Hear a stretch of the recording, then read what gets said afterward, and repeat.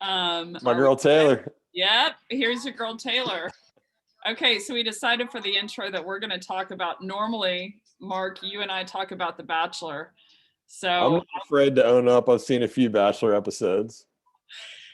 we're going to, why don't we open up with, I want to talk about for the first couple minutes while people are piling in here, what would your messaging strategy be for, let's imagine that you're on The Bachelor, or you're not The Bachelor, you're trying contestant. You're a contestant. What would your short quip intro speech be? So the key is you have to differentiate from others. Totally. So it needs to be memorable. Because keep in mind, your goal is the first night they eliminate 10 people right off the bat and off of an intro speech, and maybe you get like 5 minutes with the person. All right, so here's my quick hot take. Very little thought here is that, got to be memorable, got to be positive. I wear some great cologne. Don't ask me because I don't usually wear cologne. And I walk right past the Bachelorette and I don't say a word. And she's like, what the heck is that? And then I just turn around, I smile or blow her a kiss or something and walk right in. And if nothing else, the smell is what people remember. And it leaves her being like, what just happened? So she wants to talk to me more. I would be 3,000% creeped out. Did I mention my wife forever has said Mark has no game, which means I don't know how to handle these situations. So I want people to jump in the chat if you'll play along with us of what your messaging strategy would be if you were a contestant on The Bachelor or The Bachelorette. You're walking in, you got like 3 minutes. So here's my thing, and we're only going to spend a couple minutes here before people yell at me that they just want content. We're not monkeys. That's true. This is kind of fluff. I get a no fluff guarantee. We got Taylor playing in the background. Here's my thing. Here's my qualm with the intro speeches, because I just started watching the new season last night. And like all these girls, they pile in and they meet this new candidate or this new bachelor, Matt, and they lead with like, I'm in love with you. They're like, I'm in love with you. And like, I can't wait for our journey to begin together. And I'm like, don't give it away. Like, you just use the ace of spades in your first 30 seconds.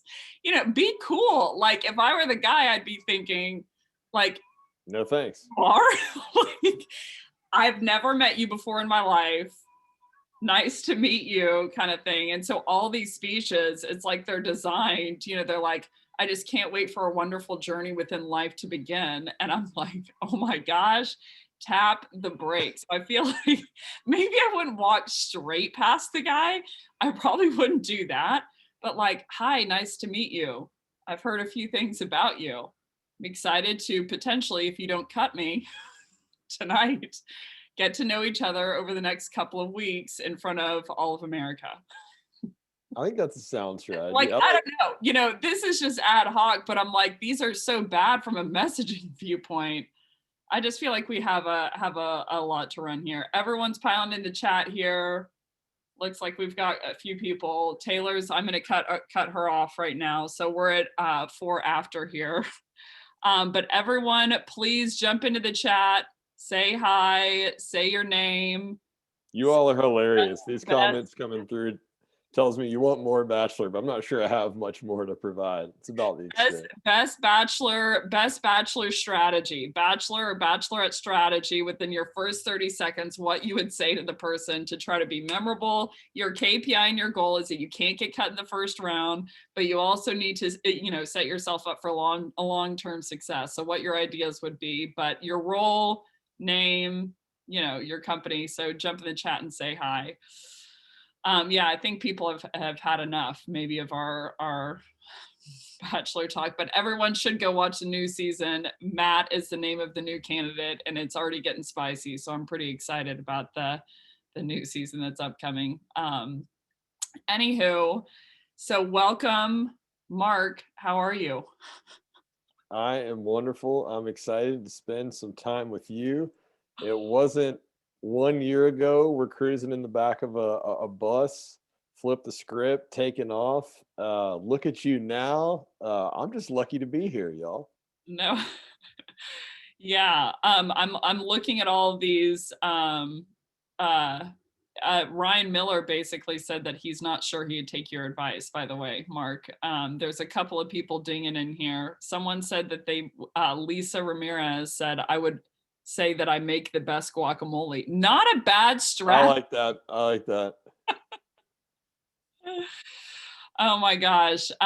Yes. So today we're going to be jumping into, I don't know if anyone has been able to check out Ambition, but they are the coaching gurus, gamification gurus, motivation gurus across the board, seeing the amazing things that they've done with some teams of how to get them motivated, especially in a remote world. So today we are going to dive into, I'm excited, the 7 things to coach people on in 2021 to drive results. We've been thinking about this for a while. So as far as housekeeping items, if you guys, I like how Chris Rack said that he would check out their social media and see if they had a dog and play into that. Not a bad, I like the research. I like the personalization. So as far as housekeeping items, if you guys along the way, if you have any questions for Mark, if you have any questions about coaching in general, please make this fun for us. Please pile into the chat, ask any and all questions, and I'm going to be monitoring the chat. And essentially, as questions come up, I'm going to be intertwining where I can with Mark to, get those questions in there. So please, any and all questions, comments, etc., pile into the chat. Let us know, what you're thinking about. But without further ado, I'm going to go ahead and share my screen and see if everyone. This is always the fateful moment where you don't know if people can. Can you see It's it? working. It's working. Awesome. So why don't we kick off? Mark, if you could kick off with a little bit of background on yourself, and then we will get going into the content. Sure. Hi, everybody. I'm Mark McWatters. I lead the sales org at Ambition. Like Becc said, we are coaching and gamification software for metric-driven teams. If there's 2 things I want you to think about walking into 7 things to coach your reps on, is accountability and encouragement. How do you pair those 2 things together to have the most effective coaching conversation? So we'll talk a lot about those 2 pillars as we walk through the 7.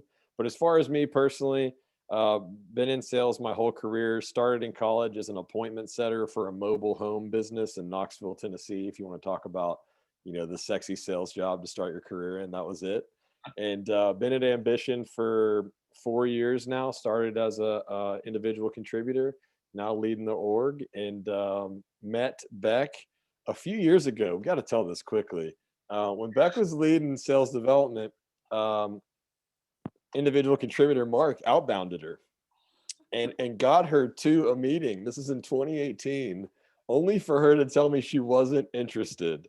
That was a poor job on my part. So she shot me down early. But here we are now. We're still friends. See, that's how you know that you sold well, though, that we're still friends, That's right. process. That's right.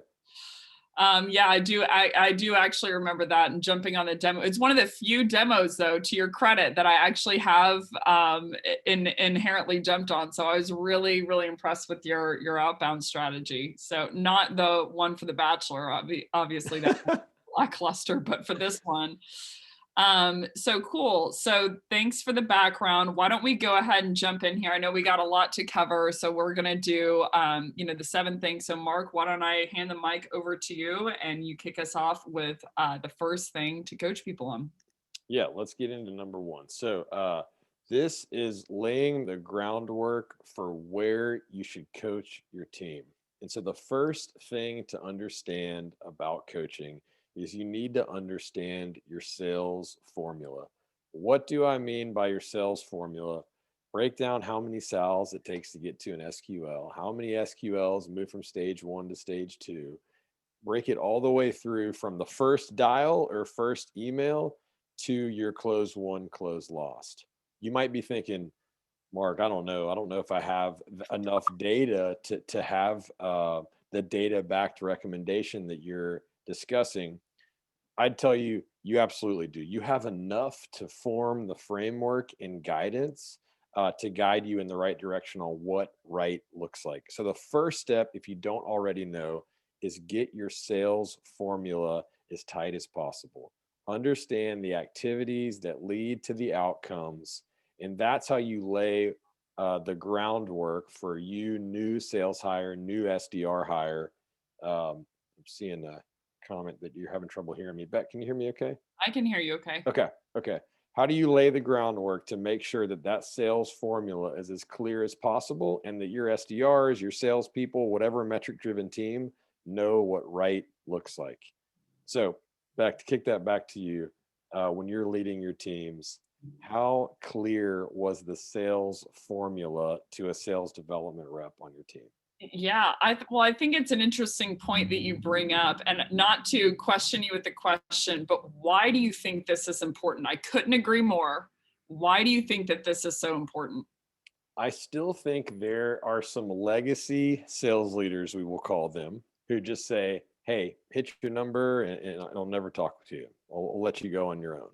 The reality in 2021 is, as a sales leader, you feel responsibility to guide your team in the right direction. The old days of, oh, guidance is micromanagement, Mhm. I would argue that's not the case at all anymore. Guidance is how you scale. And if you're going to scale, there need to be clear expectations around that formula. So your frontline seller, SDR, who's in the corner of their bedroom like I am, understands what a good day, a good week, a good month is, not just how many opportunities did they create, or not just how many closed won deals did they hit. Mhm. Yeah, so I'm like most of the, and even as a practitioner, this sounds so basic, but I, as a practitioner, this is one of the things that I often see not covered or not even looked at. Of like, okay, for instance, I'm going to write all these emails, and I can gather the data of which one is the most effective, but I don't gather the data. So I'd like challenge everyone on the line of how many, people offhand, know the stats of conversion for each step of the pieces of their cadence or sequence, and which email is the most effective, which email is the most effective in terms of, conversion rates into a meeting, resultant close one off of the back of those meetings, the resultant ACV off of the back of the deals that you did close one, and like the kinds of titles. And it's like, I feel like we are inundated with data, and people are scrounging after data. But if that data doesn't drive behavioral change, essentially, like there's no need for it. Right? Absolutely. Yep.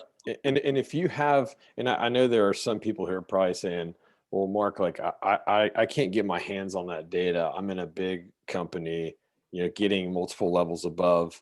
There are people at your company that understand this formula. You should ask your boss what the formula looks like. If they don't know, you're going to look really smart by saying, hey, can someone highlight what right looks like? Because I'd love to not only know myself, but help my team scale as well. So this just allows you to see the glaring, hey, if I understand what right looks like and Mark is off track in a conversion from meetings scheduled to meetings held, then there's an area to dig into to understand why are Mark's meetings not holding, right? So Right. if you understand your formula, you understand what right looks like, then it guides you on where you should coach appropriately. Yeah, yeah, and I think there's a lot of people piling in here, at least asking me like what the formula is, and kind of for a reference point. If you go to the Flip the Script website, I actually go into this in an episode. I think it's season 2, episode 6. But I'm talking about how to calculate your bag as an account executive whenever SDR basically support goes up and down. But this is the basis to me of quota attainment and turning it into a science. I think most salespeople are very afraid of like saying, oh, well, sales isn't a science, it's an art. And I'm like, well, art is defined as expression for the sole sake of beauty. So I hope that there's no art in sales. Like, most of it should essentially be a science. So even doing the rudimentary exercise of saying like, okay, I have this many meetings that I need to book. And even if you want to put yourself aside and say, like, I'm going to take the top performing rep, I'm going to take the top performing SDR and understand, maybe they book 15 meetings from an outbound perspective per month. What percentage came from each channel, social media, cold call, cold email, and breaking that down and saying, okay, 6 out of those 15 meetings, for numbers sake, were yielded off a cold call. And then I want to pool how many cold calls did I do over that month to get that amount of meetings. And so you can break it down of per meeting book, how many cold calls did it take for me in terms of conversion. So not only can I articulate, okay, if I am expected to make this many meetings, I need to make this many dials, but also to understand like, where is my conversion ratio? So I can now talk about quality. So when I improve the quality of my cold call, like it's measurable, right? So I can see like, okay, I did 7% conversion, last month, and now I'm at 10% conversion because I tried this new strategy. So did this strategy actually work or did it not work based on using, the actual conversion data? It's like, it's bizarre. I have not seen many companies break it down like this of Yeah. like, a cold call, cold email, social media, how many meetings and how many activity points yielded that. So I know how to turn it into a science. Go ahead, Mark. Well, I was going to, and just ask the question about what if you're a startup and there's not much info? And I'd tell you that you are on the precipice of a story that you can build your career around. Like you should track what you are doing, even if it's just in a Google sheet of dials you're making in a day or emails you're sending, and email A versus email B. You can develop the blueprint. And that is something that I can tell you as a sales leader. If you're in an interview with me and you say, hey, I was the first sales hire at X company and I built the sales formula of what success looked like, I'm going to go, she gets it. Like this is really powerful. So I've been there. I've been at that stage where you're so early that there's not much info. The reality is you need to start tracking it yourself. And then once you have it, let's imagine you figure out it takes 10 calls to get one connect and 4 connects to get one meeting. It becomes a motivating factor because as you're on your 49th dial and maybe you don't want to make your 50th call, but based on your formula, the whole every no you're closer to a yes, like that builds that muscle and gives you the confidence that this effort isn't wasted, right? So I want to be careful. It's not all about a numbers game. There's a huge quality piece here that you have to pay attention to on conversion rates and personalization like you're famous for, but you still have to understand the sales formula in order to get there. And so this is a really great first step to understanding what right looks like so you can coach around what right looks like. Yeah. And I think to your point, like it sounds like it's at arms with personalization, but it actually isn't. It's like, okay, the sales formula just predicates of like, I need to track, given my current strategy, whether that incorporates 100% personalization or 35% personalization or 65% personalization, given my current strategy, what activity do I need to do to yield what result? So I know I can back into the math of like, okay, if I need to lose 100 pounds by the end of December, that means I need to clip, whatever, 8 Yep. pounds per month, which means calorically, I need to trim this and I need to do this workout. So it's like, it's all about, starting the habits today. And from my perspective, it's like people, you can't just say like, do more gas. Like they have to have some level of system. We crave as human beings some level of system, otherwise we don't know, it's hard to do, whatever, run 4 miles today. But if I know that that's going to stack up to my goal, it makes it easier because it turns it into, I know what I have to do to hit this quota. So regardless of the level of quality, whether you incorporate personalization or not, I would suggest, I couldn't agree with you more here of like, you just need to understand based on history and break it down. So, I know that someone basically, asked, what if you're a startup? Even if you're a startup and you have a sales engagement tool of like, I can, or it like you're using ambition, you have the activity that you're doing. If you have the activity and you have the meetings booked and you know what channel they were booked by, those are the only 3 data points you need to back into the math, of Yep. what you need to do. But as an industry average, I know Topo punted out some research that on average reps are dialing 40 dials per day, and that yields 3 connects. So if you don't have any data internally, that's kind of a good place to start. But that doesn't necessarily talk to your conversion data. But Point being, I think this is a fire thing to lead with, because most people, don't think that coaching comes down to breaking this down into easily digestible bites. Yep, absolutely. There's so many things that can come off of this, but this is step one of just understanding what the foundation of success looks like. The last thing I'll say here, because I remember meeting a bunch of first time sales development reps when we were on tour, if you will. And if you're interviewing in a first time sales development rep, ask this question: what is the sales formula to hit your quota? And if they have an answer, take that job, because then you're working for a team that understands what success looks like, and that is a great foundation for you to build your career. So that same for, if you're a manager of sales development, if you haven't figured it out yet, figure this out, and you'll put your team on a quicker path to success. I oddly enough have a story here, and then we can go on to point two, because I know we got a lot to get through. But I have a nephew. His name's Isaac, and he is 7 years old. And my mom, about a month ago, was starting to teach him, long addition. And he basically looked at these numbers like, 1,347 plus 2,646.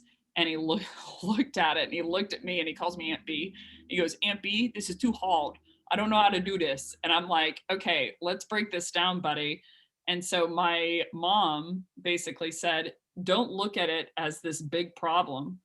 She said, look at it in just this row. She goes, I know you can't add this big thing together, but do you know what 3 plus 4 is? And he said, 7. She's like, okay, so let's put a 7 here. And she said, do you know what 2 plus 8 is? 10. Okay, put the 0 here and the 1 here.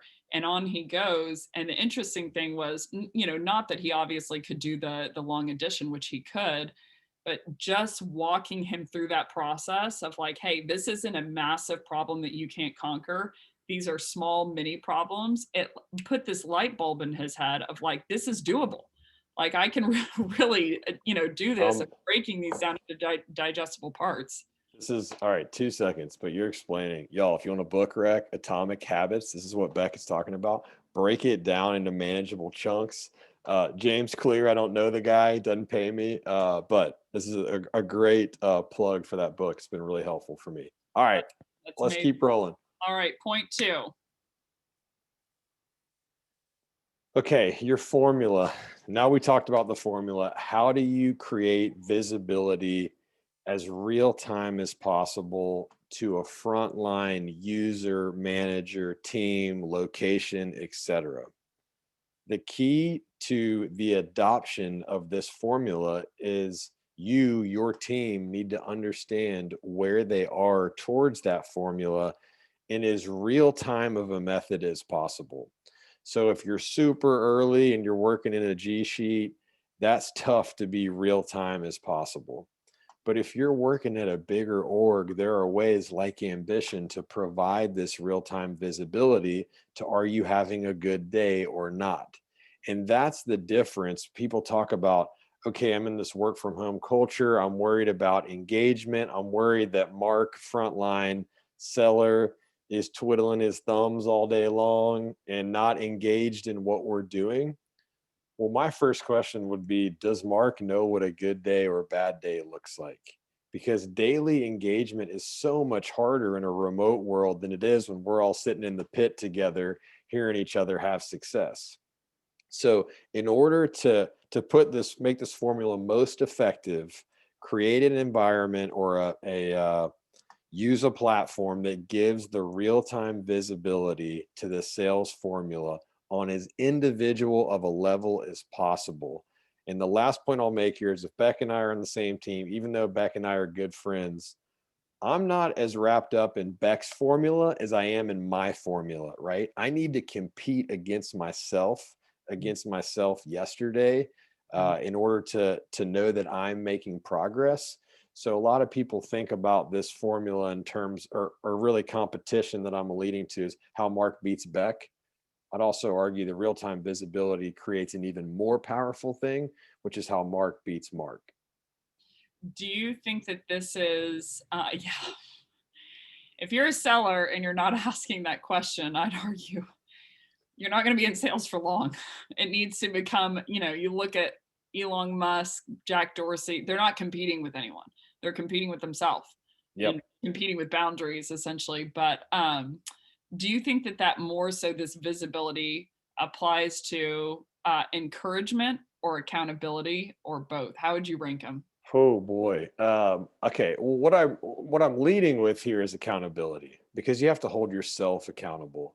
I don't remember the phrase, but when they talk about, it doesn't matter if no one's watching, like you're watching, and that's what's most important. Boy, if you can ingrain that in yourself, you're going to have a lot of success in whatever avenue you pursue, because you're holding yourself accountable. And what I think about in terms of a frontline seller, sales development rep, metric driven revenue employee is they need to hold themselves accountable to a good day or a bad day, but leadership needs to tell them what that is, or they need to surface what that is so leadership understands how to hold them accountable. So out of the two, accountability and encouragement, first I'm going to go accountability on the formula. And why do you go accountability first? And what does the encouragement portion look like? Because if encouragement without accountability is a train wreck, I don't know. I need to think through what that word is, right? Like we all want to be positive. We all want to lead with that optimism that is infectious.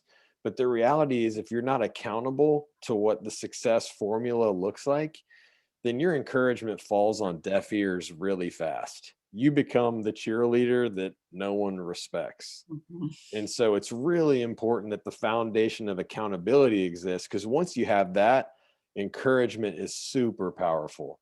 And that's a huge gap I see in sales leadership in general, which is feels so easy to me, is just encourage your people, but you got to make sure the foundation of accountability exists first. That's so interesting you bring that up because when I think back to the best coaches in my lifetime, they were all tough. They were all really tough on me. And the reason that I would say that they were the best coaches was because the outcome of where I was able to progress to was higher in the case with them because of their level of holding me accountable to, not even my standards, to their standards, which is super crazy of like, and you don't gravitate towards someone of like, oh, okay, well, I like this person. I like this coach maybe in the beginning because it's super easy, but it's like, how can I be both things to both reps? But I mean, Mark knows, and this is not necessarily a best practice via ambition, but I was the accountability as a leader. How I use ambition is, the accountability hammer of like, I didn't even want to go to of like, okay, there's one piece of like, you want to encourage people to do the right, activities, hold them accountable to the dials. But, I would even suggest, and this is just me, I am the snow queen. So like, keep that in mind. That's why I work by myself now. But essentially, I would even suggest of like, hey, what about a Slack channel that basically says only populates with the people who did not hit their activity metric that week, with all leadership CC'd in there of like, if I'm an individual contributor, one of the things I did as a leader that cleaned it up cleaned up activity overnight is like, hey, I'm going to create this channel. Only the people that aren't hitting activity are going to end up in here. And anyone who ends up in here has just earned themselves a one-on-one with me and our CEO and our VP of marketing to explain themselves of why they couldn't hit that activity. And I'm not going to help you in the conversation. And like overnight, no one missed the activity metric ever again. Visibility, visibility, visibility. That's what that is up to a senior level. And the only thing I'll pile on with when talking about accountability for the leaders on the call, when you create that peer-to-peer accountability, that's where the magic happens. And I hate the example I'm about to use because I'm a really sad Tennessee volunteer football fan. But if you watch Alabama play football, those the players are holding each other accountable in a way that the coaches can almost take a step back. And like when you watch a sports team that has that level of peer-to-peer accountability, think about that for your sales team. Like what if Beck and I are on the same team and I'm struggling and she's walking over to me saying, "Hey Mark, you can be better. Here's where I'm seeing you trip up. I was looking at the formula. There's a gap here. I'm really good at that. Let me help you. As a manager, that's when you know you are firing on all cylinders, because you're developing a team where people are holding each other accountable. And you can only do that with the visibility we're talking about here. Totally. And Molly Walsh asked a great question. And I think we can both take a crack at this, but she said, can you provide some example scenarios of how to hold accountable after being encouraging? You know, when I take a step back, it's like, okay, the term coaching actually comes from in the 1830s at Oxford, the tutors, it was a bragging right.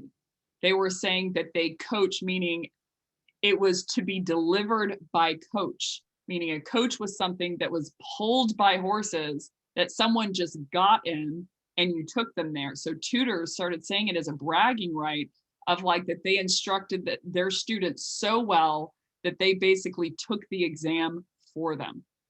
Like that is the impetus of the word of like, I say this thing to you, and then it's so effective that essentially you didn't have much to do with it other than getting in. And then it was then related, I think, in the mid 1900s to sports with Timothy Galloway, but I digress. Wow. Point being, it's like there needs to be that accountability. A great example of holding people accountable is most reps will say like, I want training, you know, I want some kind of plan, I want some kind of activity metric, I want some kind of sales formula. So it's like after I would train my reps on a certain technique item, they would say, I want to know how to handle this objection. So I would teach them on how to handle the objection of like, that's the training period, you know, and every single time I would go back to their calls for the next week or two and I wouldn't hear them do it. And they're like, well, we still can't handle that objection. And I'm like, well, time out. I just trained you on how to handle that objection. You didn't even try to deploy it. Yep. So I'm here, and then you're wondering why you don't get the result. So like bar none, every single time I like would roll out some sequences and I would say, do this, you know, like this is going to get you to your goal. You know, every single time I would have to wrap around on the accountability piece and say like, hey, are they actually doing it? How effectively are they doing it? Because, you know, sometimes people are asking for training and asking for coaching as an excuse. They want to say like, I'm not at quota because I'm not being coached well. So a great accountability is every time you train someone on a piece of technique or an activity metric or lay out the sales form, you know, Excel or a formulation forum or formula forum of like double backing on the back end, like give them a chance to do it, you know, see if they do it. And if they don't do it, then double back in your next one-on-one and don't move on from that item until they do it. So, Rustin, you just said it. Like, this is exactly where I was about to go. Rustin says leaders have to have courage to hold these crucial conversations by being direct, specific, but remaining encouraging. The key there is it's got to be clear. So, to Molly's question earlier, how do you hold someone accountable and then be encouraging afterwards? Is you just have to make the expectation as clear as possible, as black and white as possible. Because when that happens, then you're not the bad guy when they don't deliver. Like you've given them the expectation, you know they're capable of doing it. So you're not the bad guy if they don't get there. The last piece I'll say here is that you have to document this conversation. And I know some people are like, oh, coaching documentation. Like, Mark, you sound so big company. The reality is if you don't document it, you show up next week, you've been through a million other things, you might forget it happened. If you don't have an action plan that's time bound and specific to a metric, then you're unsure if the person is improving. So be specific, make sure the expectation is clear, create an action plan that has a due date. And then when you get back together, in this example, let's say like the following week's one-on-one, it won't be a surprise if that rep achieved the goal or hit the action plan or not. You're both going to know walking in whether success happened. I could not agree more. And kind of back to Molly's point on, you know, how do you be both to someone? It's like, you don't have to, I don't know if this is just my experience, you know, but it's like, you don't have to encourage or motivate a team who's winning. Right? They're winning. So it's like they encourage themselves, you know, all of a sudden it's just this locker, you know, blah, blah. So I think it's a coach's job to figure out what works and then to hold people to that standard because you know that it's going to drive, you have conviction that it's going to drive, the right behavior. So I think a lot of coaches, to your point earlier, Mark, it's like they're like, oh, hey, did you hit this activity metric? Okay, you need to just do more of that. It's like you need to be confident as a leader that whenever you prescribe something to your team, you need to make this amount of dials, and this is what you need to say on those dials, and this is what you need to say when someone says, send me an email. You need to be confident in the plan. Number one, you need to prescribe that plan to them. And number two, you need to be confident that when you do prescribe it, that it's going to work. Because essentially, once they do it, if it works, you have unbelievable allegiance. Yep. And you have motivation overnight. And if it doesn't work, that's on me as a leader. I need to figure out and be monomaniacal about finding the data of what will help them perform. Like, that's my job, is to not leave it up to them to figure out what plays work and how. Like, you don't see someone looking over to the sideline, and I'm terrible at coaches. I know no one, but it's like Steve Nash for the Lakers. You don't see the players looking over to Steve Nash and Steve Nash looking back and be like, run whatever play you think works. Like, he's calling the play. He's like, this is the play that you need to run because I know it's going to be successful. So like, what a bizarre world that we think essentially a coach is just someone that gets mad when, the playbook doesn't work, but doesn't actually dictate the playbook. You need to dictate the playbook, have a good playbook. And like, when that doesn't work, if they execute it, it's on you as a coach. Like, that's the one that should That's the important point. And by the way, basketball fans, forgive her. Steve Nash isn't the coach of the Lakers. We all He used to be, didn't he? Wasn't he? he played there for a hot minute, but no, he's in Brooklyn now. So, anyways, what you brought up though for the leaders on the call is that have conviction in what you're putting forward. If that person, and so let's imagine you put them on an action plan, you give them the specific guidance. You need to be the biggest cheerleader of them as they're on that action plan to achieve, right? So have conviction, encourage them after it's created, but also if they do everything you ask them to do and they still don't get there, you as a manager need to have enough humility to say, hey, you know what? Like, you did everything I asked you to do. We're going to adjust the plan. Part of that's on me. Thank you for being so committed to the plan. We're going to figure this out together, and you create a new one. So don't be the leader that has every answer that's never wrong. No one likes that person, right? Have enough humility that if it doesn't work, it's okay. We're going to pivot and move on to the next plan. But it doesn't mean you shouldn't have conviction around the plan, because you as a leader have to call the play. The play has to be run in order for you to know if that play works. Bingo. Okay, I know we got a lot to get through. So point 3. All right. Competitions. So competitions are a great way to drive initiatives for the company. So let's think about your sales formula, and just for the sake of specificity, we put here like your top 3 KPIs. Let's say as a sales development leader, you understand the top 2 KPIs you can drive are connects and the conversion from connects to appointment set, as an example. Take those KPIs and run a competition amongst your team, or a team-based competition within your team, to drive those top KPIs. Now, we get asked a lot because we do a ton of competitions at Ambition, like, what's the ideal mix of competitions? And what we typically say is have your employees in one long-term competition. Let's think like quarter long, big behavior changing type competition where the company is taking on a new product strategy, as an example, Yeah. like quarter long. However, you also complement that with some of the more short-term spiffs to help get a boost, right? Have some fun. And what I would tell you on these is make them super specific. Make it 55 minutes. Make it 30 minutes around one KPI. Have it where the novelty doesn't wear off, but don't just run a competition for the sake of fun. Run it because it has a why behind it on your top KPIs. Then your team is bought in to the importance of a competition. because we've all been in that sales environment where competitions have kind of run their course. They're Mhm, either run way too much or they're around KPIs that we all know don't matter. mhm. Don't be that person. Think long term paired with short term. Think top KPIs, and then how do you drive those top KPIs through the visibility and fun of a competition?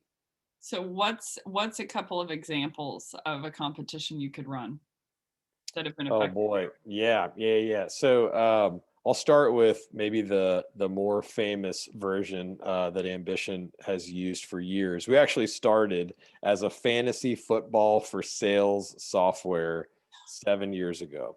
Okay, so think quarter long competition head to head amongst individuals or teams.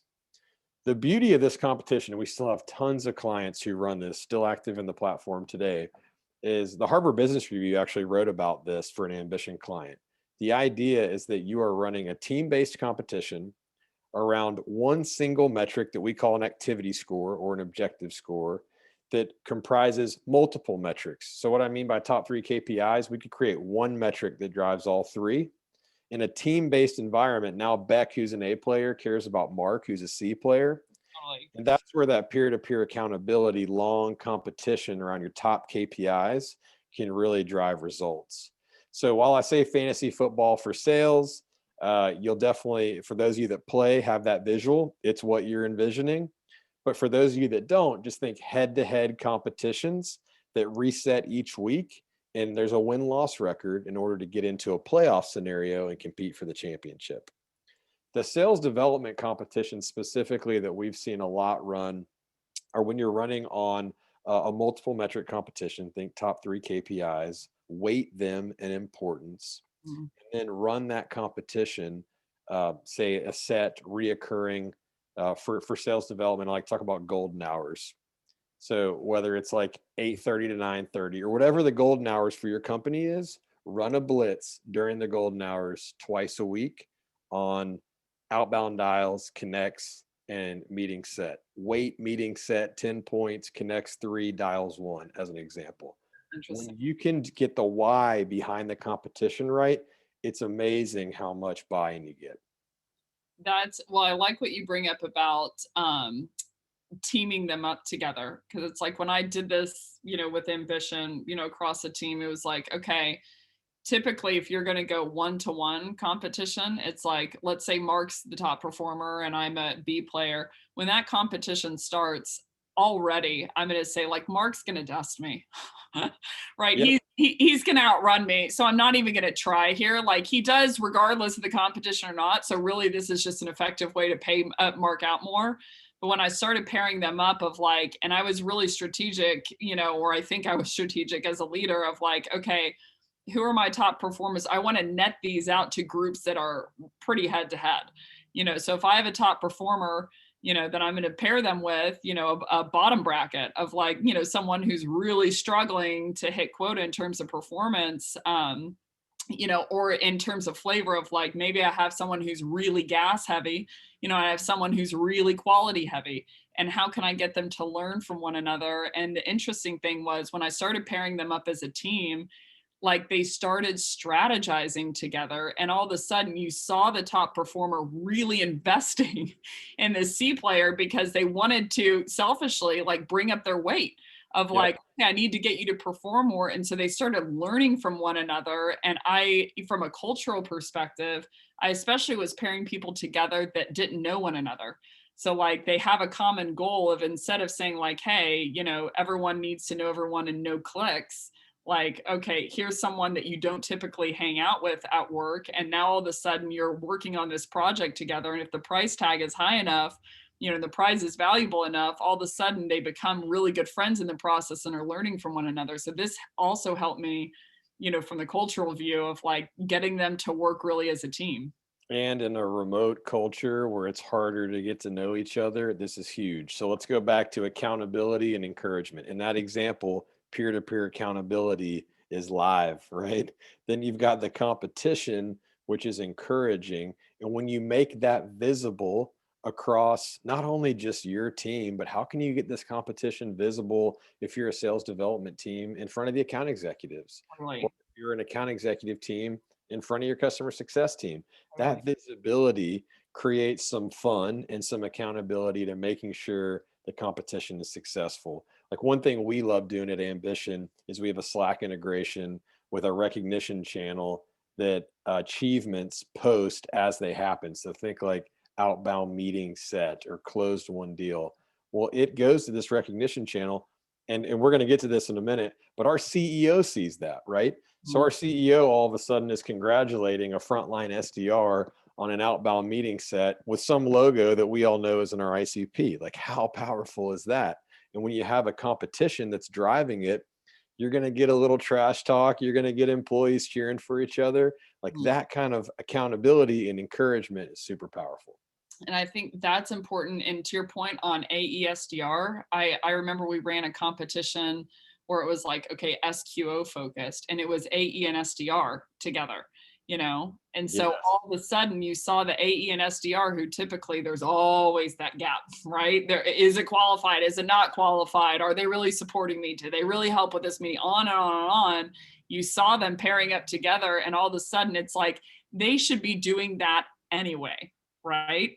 Yep. Yep. But you're motivating it in the short term of like, I'm just going to put an expensive price tag on this thing. And all of a sudden you saw them really hunting accounts together of like, how could we do this together? And it's like, well, you know, hypothetically, we should have always been having these meetings, but like, you know, tomato, tomato, like if this is what causes it, and you started to see this bridged gap that was really valuable where the AEs were like infusing their knowledge into this SDR, you know, because the price tag was so high. So I'm like, I, you know, couldn't be more aligned with you in terms of it, you want to motivate someone to do something. It's like KPI them on it. Speaking of accountability, Dave Sherman, you're the man. Beck, we got to get rolling. Right. There's more tips we Number got to four. get through. Okay, we'll rapid fire a little bit here. Recognize, recognize, recognize. I just hit on this. Where your company is living, let's say it's Slack, it's Teams, it's email, it's whatever forum where your company communication is happening. Get this sales formula, get these achievements that you know are important as Yeah. visible as possible to as many people in the company as you can. So you got to take that a little bit with scale. You know, if you work for IBM, you're not going to try to get the meeting set to where your CEO sees it. But who's the third level manager? Hey, third level manager, would you be interested in knowing when we create a new opportunity on our team? It'd be really powerful for my team to know you see those things. Absolutely, right? So think, how do you recognize in public? That can be super powerful at driving the sales formula that we're talking about. 100%. Another one to couple in on that is, especially if you're talking SDRs, I mean, everyone jump in the chat. What do you think SDRs usually aspire to be next in terms of role? Yep. I'm going to see what people come up with. AE, bingo. So like put the AE leader on the visibility path of like, if I'm an Huge. AE leader and I'm an SDR, you know, who wants to become an account executive, and I know that hypothetically my future boss, if I'm lucky, is tagged into this channel, what a better way to get known to a future employer and, you know, get them salivating over wanting you on their team because you're proving to them, you know, that from a career pathing perspective, you're proving to them that you are going to control your controllables, right? So like not only from the third line up of like, okay, CEO, but I want to prove to, you know, my neck, like Mark's a VP of sales, you know, I'm an SDR. I want Mark to know me in that channel as the person who's always performing, you know, so that when you're thinking about who to pull up from the team, my name is the first one that comes up. That's right. Huge, huge. Great point. 5. Okay, you have to make sure you're coaching regularly around these things. If you have the sales formula, you have some competitions running. Uh, if you're not consistently coaching around the initiatives, the behaviors that matter, you're not going to consistently progress the skill set, the team of what you're driving towards. So, accountability here, right? This is all about accountability. I touched on this earlier. I recommend weekly. Actually, read a report the other day that I can't remember which consultancy group, but was recommending every other week. yeah, I could probably take that argument too. As long as the conversation is focused on the top initiatives that the team is working on, there are metrics tied to those initiatives to know if you're having success or not, and that there are action plans being created off of this one-on-one of what you're going to focus on next. The biggest miss that we hear all the time is, Becc, SVP of sales. Hey, Becc, is your team doing a lot of sales coaching? Yeah, absolutely. Great. Like weekly one-on-ones? Yeah, everybody has weekly one-on-ones. Great. Where is that documented? I Google. don't know. Yeah, Google Sheet, email, OneNote. Hey, Beck, how do you have visibility to know if coaching is happening or not happening? I honestly don't, right? Sales coaching is broken in a lot of ways. And one of them is just fundamentally documenting the conversation. So when you can have that regular one-on-one, through ambition, the employee actually fills it out. So there's not much work on the manager. It's really just the manager prepping beforehand. But when you can have the consistency of the coaching conversation happening around the right topics with metrics tied to those topics, and action plans created off of the metrics, you will move the ball forward. So my question is, and I know we've got 2 more points and 8 minutes left, but I'm going to ask an annoying question. From what I hear, a lot of people, the one-on-one conundrum goes like this of like, hey, Mark, are you, we have our one-on-one scheduled in 30 minutes. Are you good? Like, did you want to cover anything? The If not, drive-by. right, I'm going to give you 30 minutes back is essentially what people are doing. If you're a sales manager, stop doing that. So my question is, why are people doing that? Because they're too busy, or they're not confident in their coaching to give the leader a little bit of an out. But the main reason I hear is they're too busy, Yeah. because it's tough for them to prep. I mean, I was on a call the other day, like world-class sales org, and they're talking about how their managers, they meet every 2 weeks on the one-on-one. It takes 45 minutes per AE to prep, and you got 8 people on your team. That's a lot of time to prep every 2 weeks. And so if you have someone who's performing, who maybe doesn't want the coaching conversation anyways, then it's popular to give them that time back. I'd say hold the time. Make sure there's consistent topics that are discussed. And ultimately, if you get there and it's a 20-minute conversation instead of a 45-minute conversation, you've still given that employee one-on-one time, where if they have things they need to surface with you, you have that consistent avenue. Yes, they may occasionally wish they could skip their one-on-one, but the way that you really drive the relationship is you make sure the or that the formula exists. You're encouraging them around that formula. You're developing them on a regular basis in a coaching conversation. And that's where the apathy around sales coaching becomes less and less, because you have the accountability, you have the encouragement. Yeah, I'd almost add to that. I have to think if it were that valuable, people wouldn't skip it. They don't see That's a great way to put it. They don't see the value in it, right? Because if I knew that with my one-on-one caused me to book one more meeting additionally every week, I'd be in that one-on-one. So I would put a challenge out to anyone who's a leader on the line of like, find tactically what works. And if you're a second level leader or a third level leader, how do you know your coaches are coaching effectively? Yes. You need a way to understand if they're potentially the bottleneck in performance of their team. Right. And if you don't have a way to understand if coaching is actually happening, what they're coaching around, and the metrics they're coaching around, then you're blind as a second, third level manager as to the effectiveness of that coach. Yeah, because they need to know that the ROI is there. If the ROI is there of like, I'm going to cause my team to drive more meetings, and as a rep, I know that I will get more meetings for showing up to this coaching session, then I think that would solve the problem, essentially. So I'm like, yeah, you pair I those. know sorry, go ahead. No, I was going to say the one other thing I'll say here is if you're coaching, if you feel like your reps don't care about your coaching and they're decent performers, kick it back to them. Hey, this week in your one-on-one, what would you like to focus on? Oh, Because I have a personal example here where I have one of my account executives that was like, Mark, it would be really helpful. we have a stage in our sales process called Champion's Choice, meaning that someone has told us they want to buy Ambition. Now they're pursuing the purchase. He's like, occasionally I get these deals in Champion's Choice where my champion just doesn't know where to go next. And Mhm. I'd love to bring one of those deals every week to talk with you about. Mhm. And we can create a mutual action plan for that champion to help them get what they're looking for, right? So kick it back. If you have a performer and you feel the apathy around the sales conversation, they may give you the better idea. Amen. Okay, we got 2 more left and we got 5 minutes. So number 6. We basically already hit this, so we can skip. If you have the formula and you know where they're having success and you know where they're getting stuck, it's going to highlight where to coach. Again, comes back to the formula. Let's get on. You I want want to add? to put Okay. one add in here. Your reps are going to be different for every single rep on where they struggle.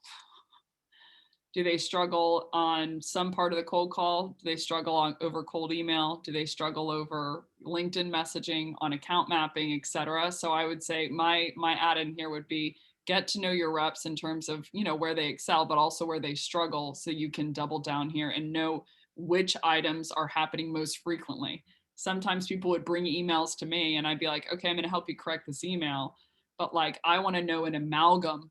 How often are you doing this thing? Because maybe it's a smaller thing, but you're doing it so frequently that changing this within you actually has a bigger ROI than something that's maybe more egregious, but you only did once or twice. You know, so I would say coach an amalgam and get to know your reps in terms of where they struggle for each one of them. It is not the same. If you don't know where your reps are struggling, then like you don't, you know, you can't coach effectively to it. 7. Amen. And then we close out. All right. You get to the end of the action, or you get to the end of the coaching session. There's an area where that rep is focusing. These don't have to be just areas of improvement. These may be big priorities for the following week, or a recommendation that you've made and how to ask for the sale at the end of the next demo. Create an action plan inside of that one-on-one where when you go to the next one-on-one, the first thing you start with is where you left last week, right? Hey, we had an action plan for you to do this thing. I sat on that call with you. You did a great job. Like, I'm so glad to see this is working. Let's continue that on your next call. But like, check, action plan worked. And that type of visibility and accountability to the action plan will breed the ball moving forward, a little bit at a time. So don't get to the end of the coaching plan or coaching conversation and think one-on-one's over. Think, is there an action item coming off of this? How do I create that, track that, tie that to a metric if possible? And that's where you start your next one-on-one coaching conversation. That's amazing. Amen. So we have 1 minute left. Any final thoughts, Mark? Accountability and encouragement, y'all. If there's one thing you take from this, I hope you marry those two things together. I hope you establish that sales formula so you know where to coach properly, and then I hope you encourage the heck out of your team around the sales formula, because when you can marry those two together, you become a sales leader people want to work for. That's amazing. Amazing. That is everything. Thanks so much, everybody, for watching. Thank you, Mark, for joining us and walking us through all of this. We will be sending the deck out afterwards, you know, via email. So take a check out at that. If you liked what you heard in terms of gamification and coaching, I couldn't recommend Ambition more. So go to Ambition. I believe the website is ambition.com That's right. /demo.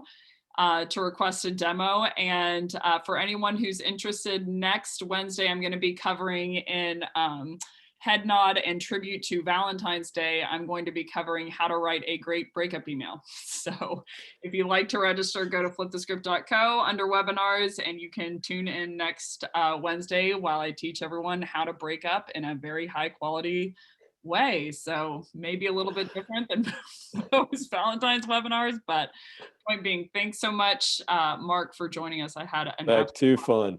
Too fun. All right, y'all be good. Bye-bye.